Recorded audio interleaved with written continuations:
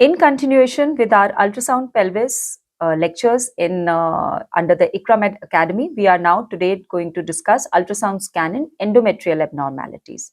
We have already discussed about fibroids and adenomyosis. Now we are going to look at the endometrium. Right from the pubertal stage to the menopause, we have to see that how the endometrium functions and looks like. Female gynecological conditions arising from the endometrium depends on the woman's age, her menstrual history, use of medications. Both benign and malignant conditions affect the endometrium. Benign must be differentiated not only from malignant but from the pre-malignant conditions also. The most commonly used modality for evaluation is pelvic ultrasound, and the best is transvaginal ultrasound. We have already seen that how the transvaginal probe is used and how the transabdominal ultrasound probe is used. Usually, we have to use both for the evaluation of the endometrium. The ultrasound is first imaging modality for the normal endometrium. It is composed of two layers and it is combined by the thickness of these two layers when the woman is in her menstrual cycle. Let's see how it looks like. Whenever we have to evaluate the endometrium, it is important that we take the sagittal view, that we take the longitudinal view. So longitudinal or sagittal view of the uterus, whether it is anteverted or retroverted, antiflexed or retroflexed, is the best way to evaluate the endometrium. The endometrium must be measured near the fundus region where it is showing the maximum thickness. Also, you have to understand when you are doing the transvaginal ultrasound, especially, you will see that the endometrium is contracting and relaxing. It breathes, it actually moves. So if it is contracting and relaxing, you have to wait for the peristaltic movement to settle and then you take the correct measurement near the fundus. This is a 39-year-old premenopausal woman with normal endometrium immediately following her periods. Transvaginal ultrasound shows that endometrium is thin. It is an thin echogenic line. The normal right after menstrual phase is over, the endometrium measures 1 to 4 millimeters. And here it is measuring 3 millimeters. So how do you measure it? From the outer echogenic to the other side echogenic, you will measure putting the calipers there. This is the best way to evaluate it in the sagittal view and not in the transverse view. In the first half of the menstrual cycle, the endometrium is in the proliferative phase and usually measures up to 8 millimeters. That is the time when it is shown as a triple layer, the 3 layers of the endometrium. At the time of the ovulation, the central functional layer of the endometrium is relatively hypoechoic, and this gives the trilamellar appearance.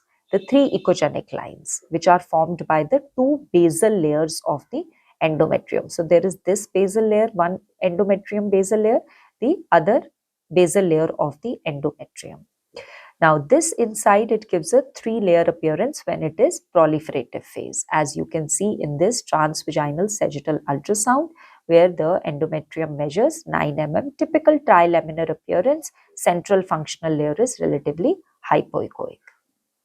In the later half of the menstrual cycle, that is after the ovulation happens, the endometrium goes into the secretory phase. It is very important for you to mention which day of the cycle it is when you are doing it from the last menstrual period, and also that which phase it is. Just writing that the endometrium measures 3 mm, 4 mm, 10 mm, 12 mm does not carry any significance unless we describe the morphology of the endometrium. Like in this case, it is echogenic. It is uniformly echogenic because now the cells are rich in glycogen and mucus. This is the secretory phase. When do we define menopause? When there is absence of menses for more than 12 months and over the age of 50. It can also happen even earlier, after the age of 35 years. The normal endometrium in postmenopausal women is less than 5 millimeters. If it is more than that, between 5 to 8 millimeters, you have to follow it up, and after that you have to do endometrial biopsy to see the reason. In asymptomatic postmenopausal women without vaginal bleeding, the endometrium is abnormal if it is 9 mm or more, and you have to do a biopsy. We usually take a cutoff of 9 mm for the biopsy. Looking at this, women Postmenopausal bleeding, 51 years. This is a transvaginal sagittal ultrasound which shows atrophic endometrium that measures 2 millimeters right here. It is less than 5 millimeters, so this is normal. However, the myometrium is heterogeneous if we are looking near the fundus because it is calcified. Calcification is seen due to arcuate arteries, and that is giving the heterogeneity. But otherwise, this is normal postmenopausal women with endometrium, although she had bleeding, but the endometrium was normal. So we have to evaluate other causes of bleeding, could be cervical stenosis or some infection. Now, this is what we call as the anti-flexed uterus. Now, when the uterus is antiverted, very beautifully we can see everything. However, when the uterus becomes anti-flexed and that too atrophic, like in this 91-year-old female with postmenopausal bleeding, what do we see in this uterus? Near the fundus, the endometrium is 4.5 mm. However, in between this region, the endometrium is thickened. We can see that. Here it is measuring 8 mm, whereas near the fundus it is 4.5. Because the patient had bleeding, had symptoms, although the fundus part of the endometrium is more significant, but if it is dilated showing focal thickening over here, as in this case, then we have to do endometrial biopsy, and it turned out to be endometrial cystic atrophy example, and this is just an example of that, a benign condition. You don't have to worry about it. But the point is that if the uterus is anti-flexed, then it becomes very difficult. It is vertically oriented. So it becomes very difficult for you to evaluate it. You have to go deeper. You have to make the patients flex the legs and do all the maneuver to displace the gases and reach the fundus of the uterus to see. When there is fluid in the endometrial canal, the two layers are seen separately. In that case, you will measure the two layers separately and add them. It is important to measure the endometrium 4 to 5 days after the start of the menses, and at that time it should be less than 5 mm in postmenopausal. This is another case. If you see again, now this uterus is again showing it is a uterus which is very difficult to visualize because it is vertically oriented. There are multiple fibroids that we are seeing, if you can see it here. Why I am showing you these images? Because these are actually the practical images when we are doing ultrasound. We have to understand that not every time we will get a book picture. The two layers of echogenic endometrium are added then, and the thickness is given, which is, so this is the fluid in the endometrial cavity. And we can see that this is the echogenic layer and this is another echogenic layer. So we measure both and then add. So it becomes the exact measurement, which is 4 mm for the postmenopausal endometrial evaluation. How the normal endometrium looks like, we have already seen that the normal endometrium will look like, this is triple layer in proliferative phase, which is the first half of the menstrual cycle. In that we see the hypoechoic central layer and the two top and bottom layers. Then it is isoechoic when the menses have started and the cavity is collapsing, the endometrium is shedding. That time the endometrium will become isoechoic to the myometrium and it will show some fluid, some clots, or sometimes just a thin layer. During the secretory phase, when the glycogen and mucus is more, then mucin is more, then you have hyperechoic or echogenic endometrial lining.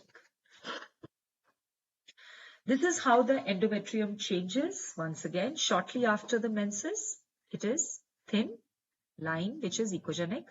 Proliferative phase, it is triple layer or trilamellar appearance. Later proliferative phase, it is thick and triple layer with hypoechoic central layer. Secretory phase, it becomes homogeneously echogenic. So if we know these phases, when we are doing the ultrasound, we are able to evaluate it well.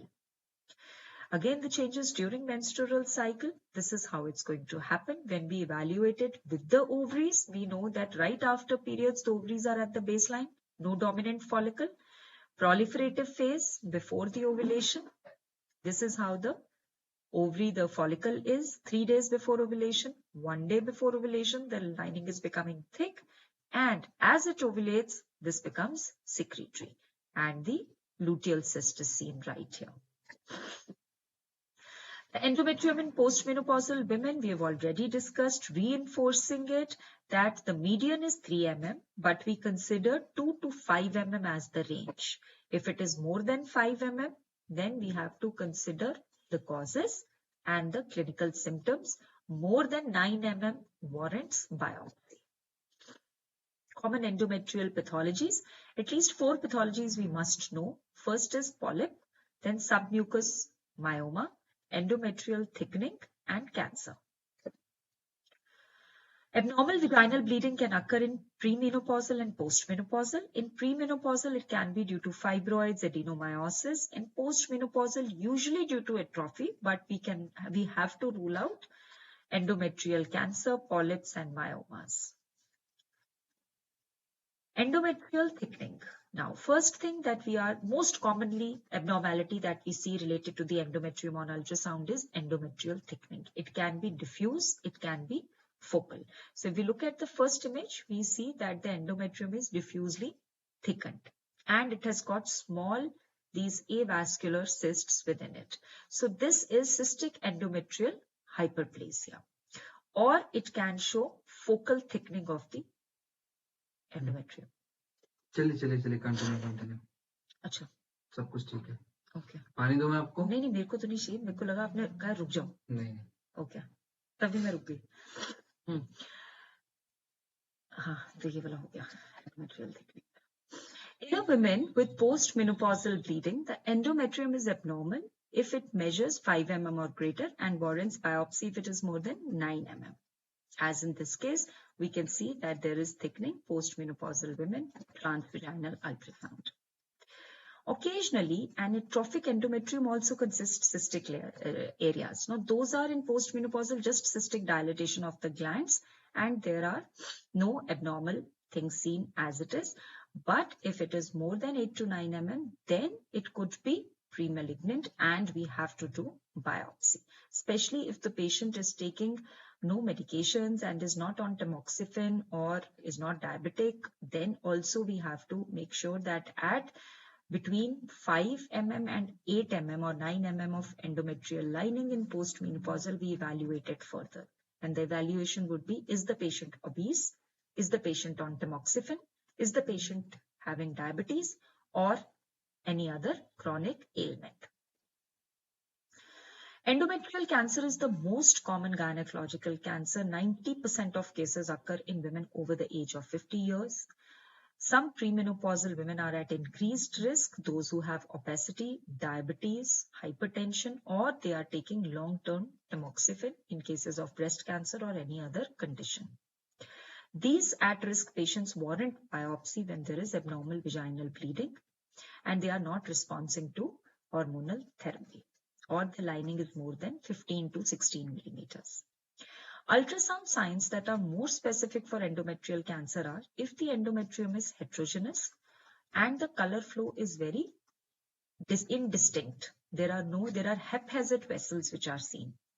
Cystic areas in atrophic endometrium, hyperplasia, polyps or cancer, or the presence of cysts in the endometrium is non-specific. Typical ultrasound feature of endometrial cancer. This is thickened endometrium, inhomogeneous echogenicity, and ill-defined endomyometrial junction. We cannot very well define it over here. Or there is a mass in the cavity which is richly vascularized. This kind of a condition, we have to rule out endometrial cancer. 87-year-old women with postmenopausal bleeding. This shows a heterogeneous mass that you can see here. Thickening of causing the distension of the cavity. There is thickening and it measures about 24 mm. There is color flow and this turned out to be endometrioid adenocarcinoma.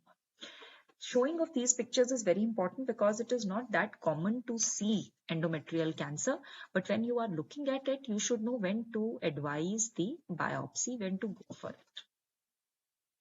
Endometrial polyp is the most common condition.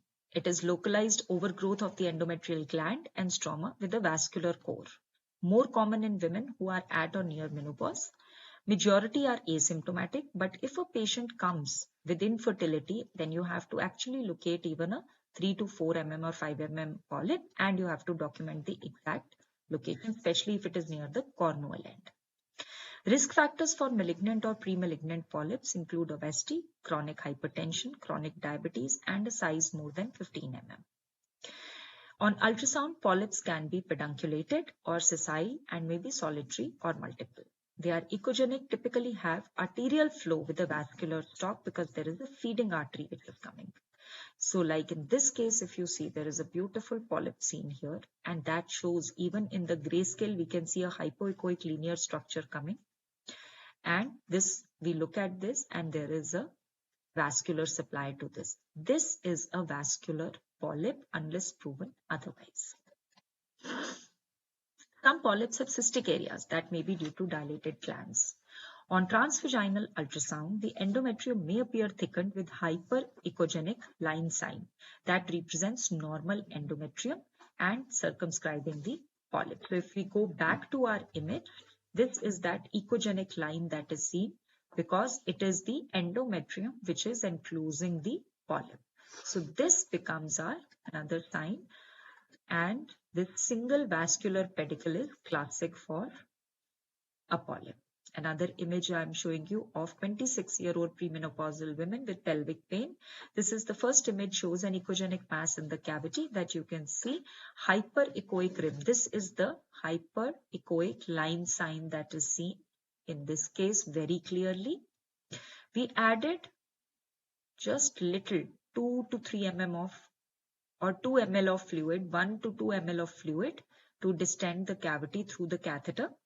And it delineated the vascular stalk also clearly. In cases of doubt, we do the salpingography also to just see SIS, saline infusion, evaluation of the uterine cavity. Endometrium and fertility. Endometrium adhesions or syncytia are very important in evaluation of infertility in young women. They represent adhesions and fibrosis in the canal that is due to dilatation, DNC or cesarean or previous any infection. Hysterosonography reveals thick fibrous strands. They do not have color flow in it, and it limits the evaluation. It limits the distension of the cavity. So they have to be surgically removed, like in this case. This patient came with recurrent pregnancy loss. So adding a little fluid into the cavity, doing hysterosonogram with saline, distending the cavity demonstrates that these are the adhesions, multiple linear echogenic strands of fibrosis in the cavity. Patient treated with diagnostic hysteroscopy and light curettage so that the adhesions are removed, because these adhesions will not let the uterine cavity distend and result in miscarriages. Another case showing the intrauterine adhesions. Here these were suspected. When little fluid was added, they were clearly seen as echogenic foci. One of the most important aspects in evaluation of the endometrial cavity and the endometrium is retained products of conception. This may occur in women following spontaneous or therapeutic abortion or in postpartum period, first 6 weeks after the delivery. Clinically, women will have vaginal bleeding or discharge and a positive beta HCG. On ultrasound, the most specific sign for RPOC is an endometrial mass that may or may not demonstrate vascularity with color flow. If the woman is at risk, and the diagnosis can still be made if the endometrium measures 10 mm or more than that without any color flow or without any focal mass. This is a 22-year-old woman, 6 days after DNC for an 8-week pregnancy. Presents with pelvic pain, vaginal discharge, and a positive beta HCG. The ultrasound is showing that these are the products of conception. There is thickening of the endometrial cavity and heterogeneous mass with flows in it. So this is the endometrial cavity. As you can see that this is distended. There is slight amount of fluid here, and these are all the echogenic products. And the endometrium measures 18 mm. So in such a case, you have to do a repeat DNC and course of antibiotics. Conversely, the diagnosis of RPOCs may be ruled out if the endometrium is less than 10 mm and there is no vascularity and there is no mass inside the cavity.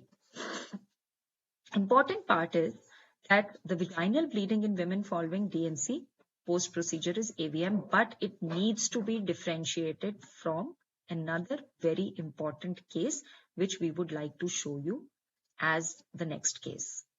This is a woman who is 5 weeks status post DNC for an embryonic pregnancy, had vaginal bleeding 1 week prior to the presentation with positive beta HCG.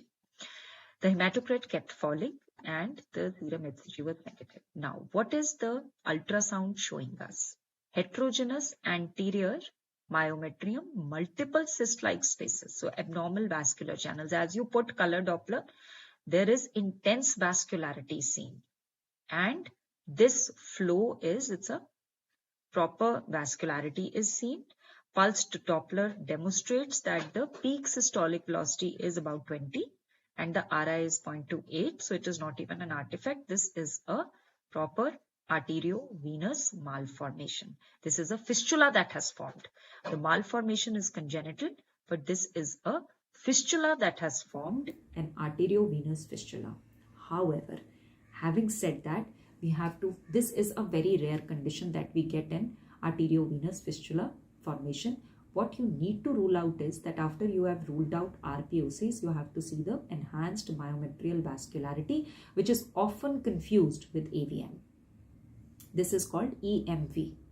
Uterine EMV most commonly occurs after uterine procedures, pregnancy-related conditions. This term should only be used in first few weeks of delivery or of abortion and following a non-viable, normally cited intrauterine pregnancy.